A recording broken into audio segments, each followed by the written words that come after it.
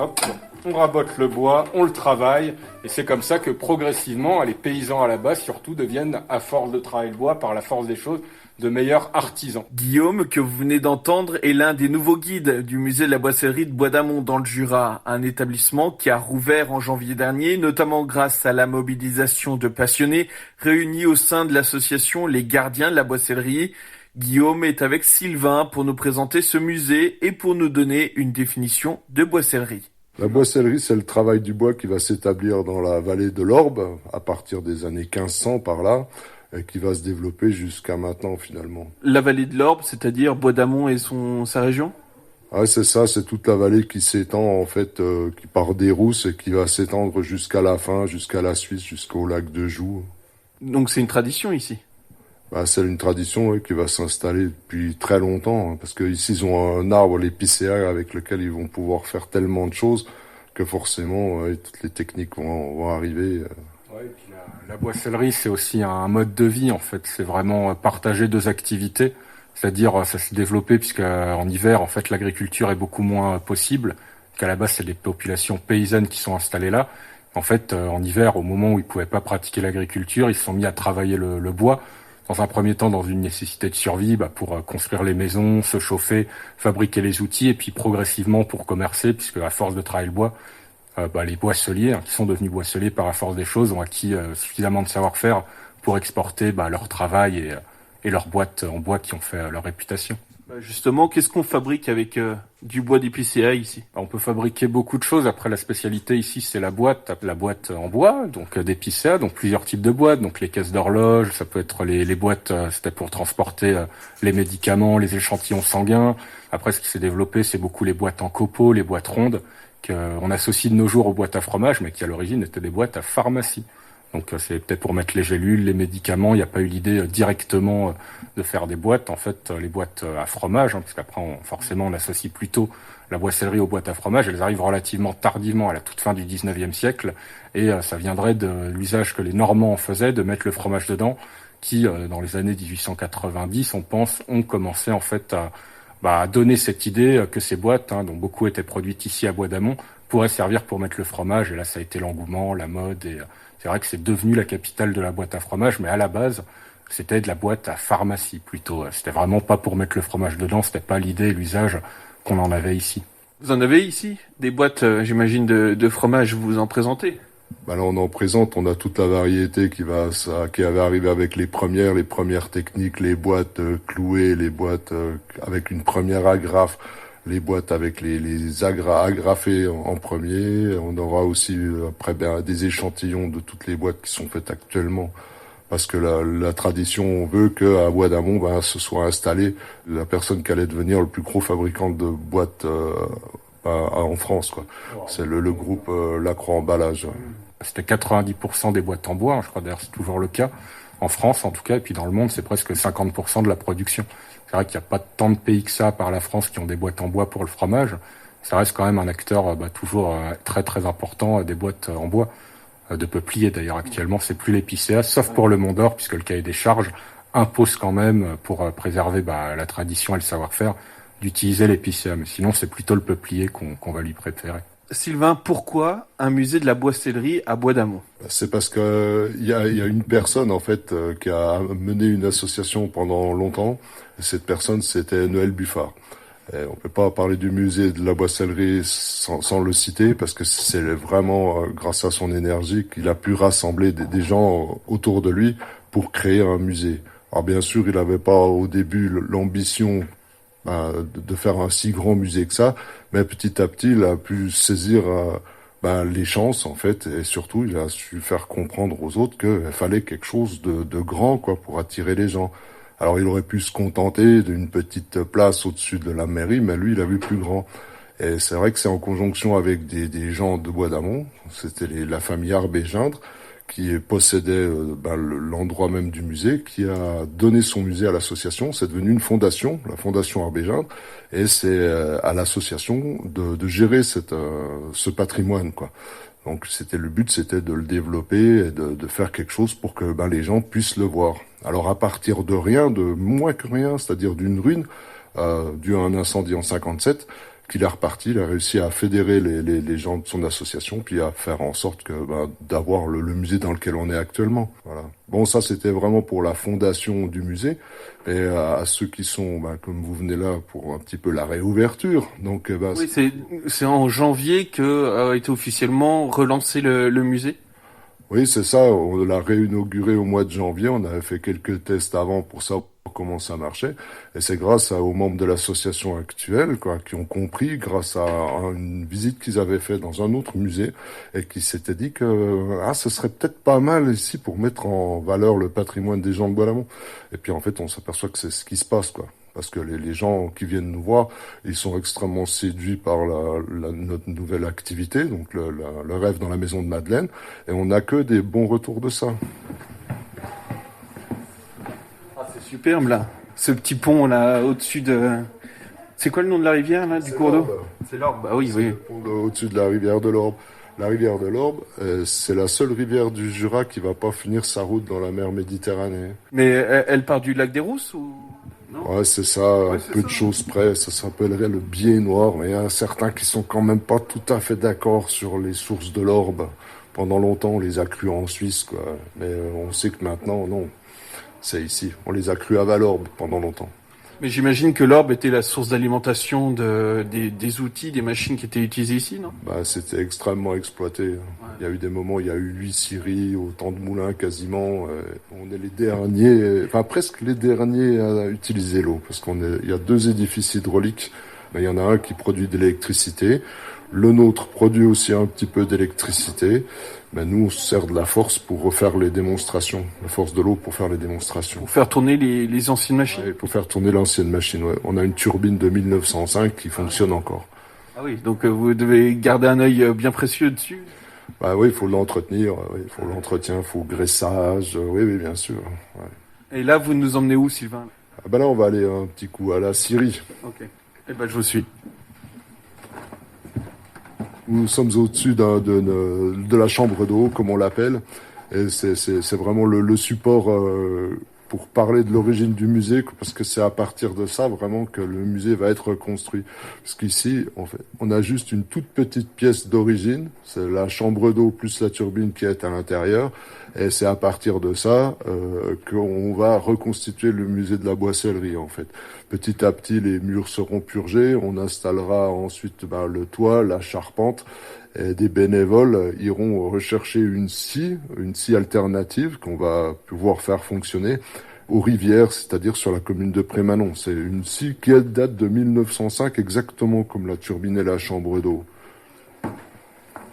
Alors là, vous tournez une roue.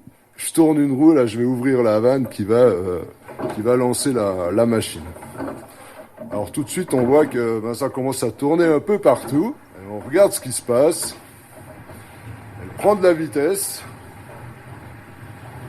Ah, puis il vous a suffi que quelques tours de roue pour tout actionner, pour tout mettre en route. Ah voilà, c'est ça en fait, c'est le système de la turbine Fontaine. Très populaire dans le Jura. Visiblement parce que ça fonctionne.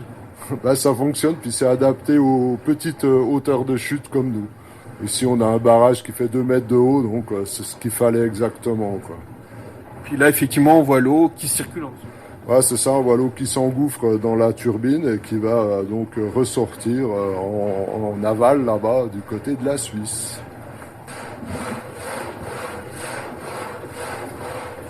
Donc là, Sylvain, qu'est-ce qui se passe au juste? Là, on voit que j'ai mis en route la turbine qui elle-même a mis en route notre scie alternative qu'on appelle un châssis dans le Haut-Jura, quoi. Et bien sûr, il nous manque un petit déclic pour faire avancer le bois, là. Pour l'instant, elle est stationnaire. Et vous allez entendre ce petit bruit caractéristique.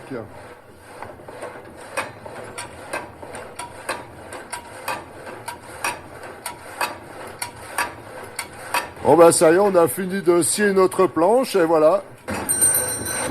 Donc là, ça veut dire que le tronc a été coupé en 2, quoi. C'est ça, ouais, c'est ça. C'est ça, c'est la fin du trait de scie. On va arrêter la machine. En fait, là, vous coupez l'alimentation, en quelque sorte. C'est ça, j'ai coupé la vanne, là, et puis ça va forcément arrêter la machine, ouais. C'est ça. Ça va très vite, en fait, hein. C'est très rapide. Oui, c'est presque les conditions réelles, hein. Si on laissait la machine aller en quelques minutes, en une dizaine de minutes, on aurait fait la planche entière. Oui. Ben, la scie elle-même, elle date de 1905 véritablement. Bon, le système de la scie alternative, il est connu sans doute depuis Léonard de Vinci, quoi. Ah ben, l'installation, là, elle a été faite par les gardiens de la boissellerie. Donc, dans le musée, à partir de 87. Ouais, 87, et il leur a fallu 5 ans à l'époque pour montrer, juste la scie a fonctionné. Et oui, juste la turbine mise en route, la scie fonctionnait. Une toute petite partie du bâtiment servait à l'accueil du public. Il y a eu un engouement terrible autour du musée de la boissellerie. Il y a eu des moments, il y a eu plus de 30 000 visiteurs qui venaient visiter. Et c'était juste la scierie. Puis il y a eu un tel afflux de personnes, ils se sont dit, tiens, là, on va peut-être pouvoir agrandir. Alors il y a eu plusieurs agrandissements successifs jusqu'à arriver jusqu'à maintenant, avec le dernier. Au pays des boisseliers. Cet établissement, installé dans une scierie restaurée qui passe au-dessus de la rivière l'Orbe, a débuté une nouvelle vie en janvier dernier après plus de 18 mois de travaux de rénovation. Guillaume est l'un des guides du musée. Cet après-midi, devant une dizaine de visiteurs, il réalise des targes à partir d'une planche d'épicéa, des éléments indispensables pour la fabrication de boîtes en bois.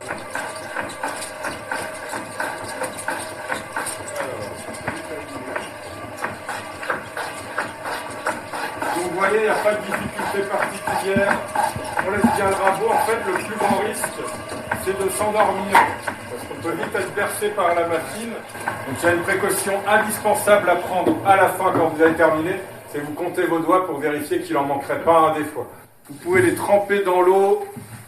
Hop, mettre du poids au-dessus, une casserole, un livre, pour les aplatir. Et ça vous donne un beau marque-targe, si vous voulez.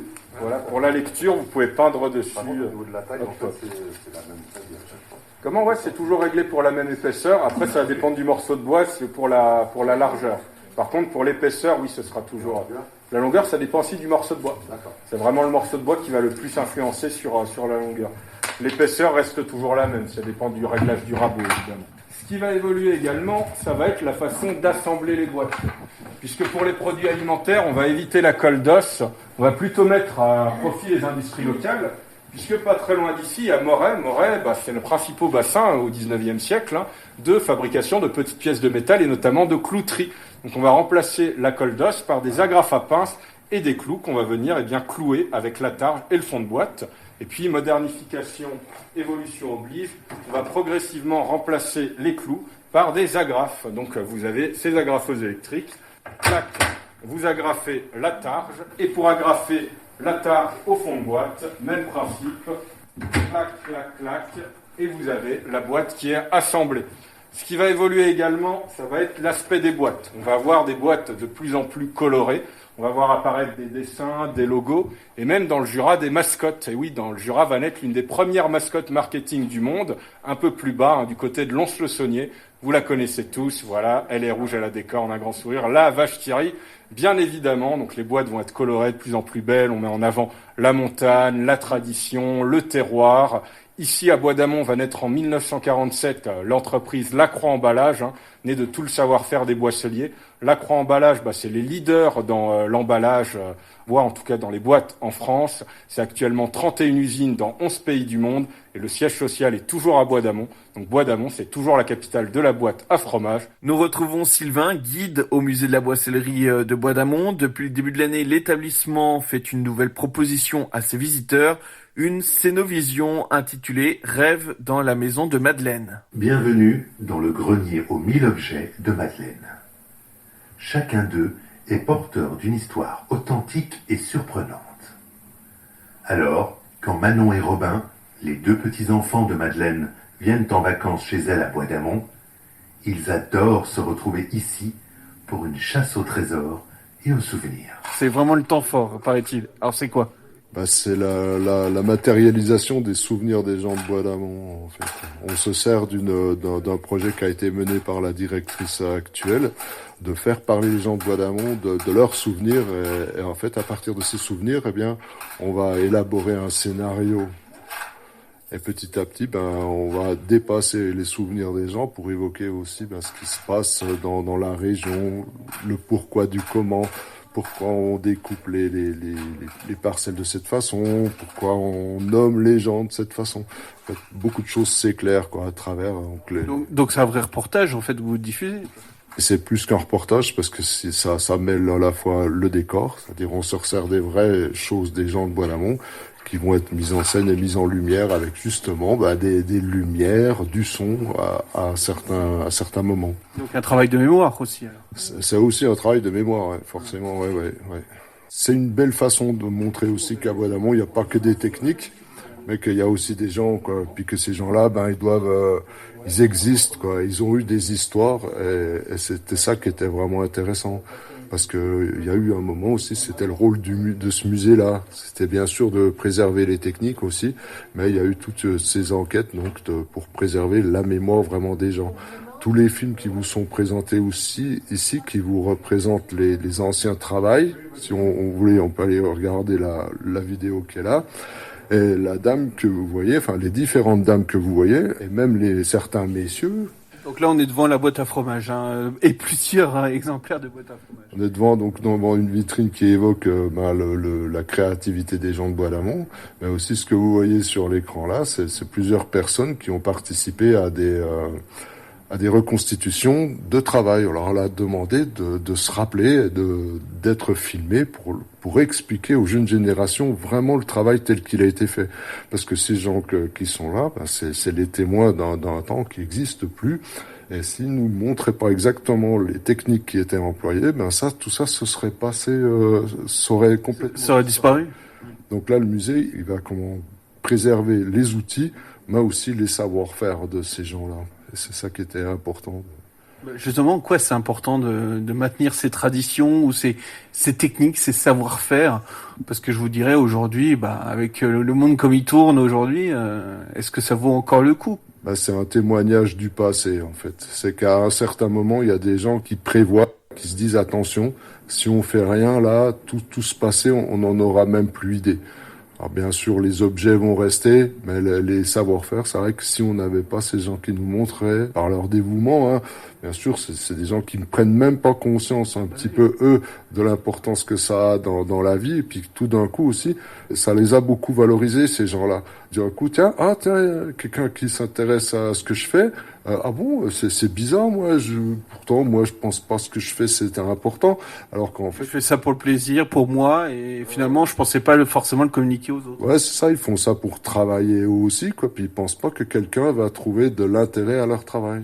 Il y a un sorte de mélange finalement entre l'ancien et le nouveau, le moderne, puisque là, vous êtes en train de manipuler une tablette numérique pour actionner les différentes sons ou images ou vidéos, etc. Donc c'est intéressant aussi ce travail entre modernité et ancien.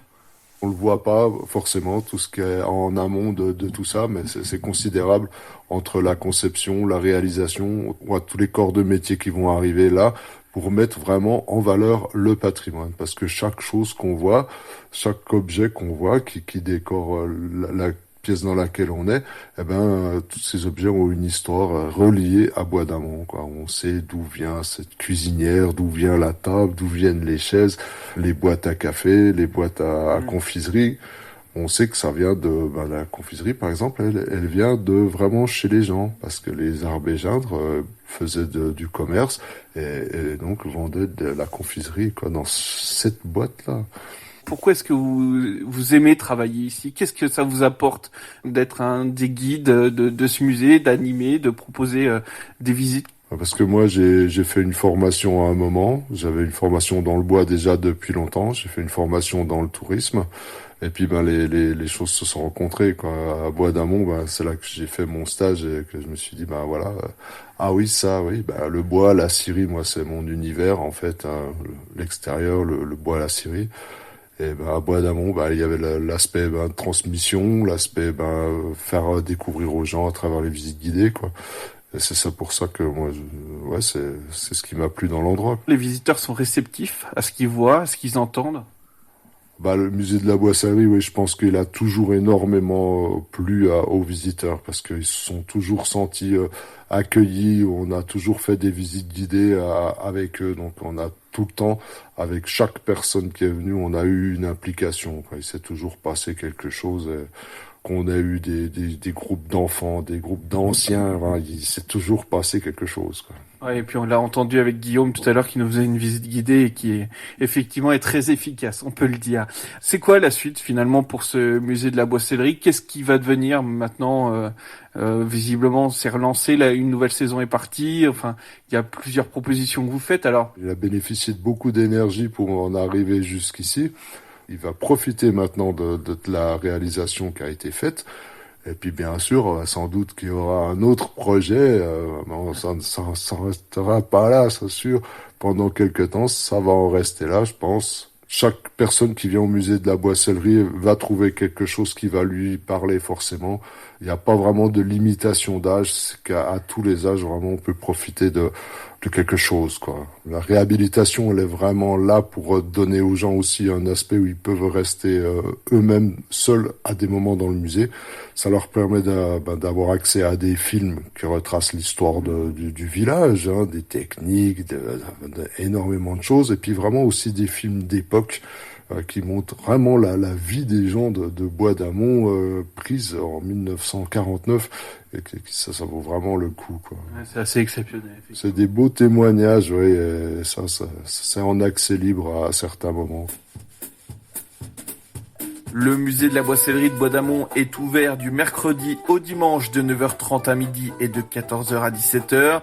Comptez une bonne heure pour découvrir les ateliers des artisans du bois, la scierie, sans oublier la nouvelle Scénovision.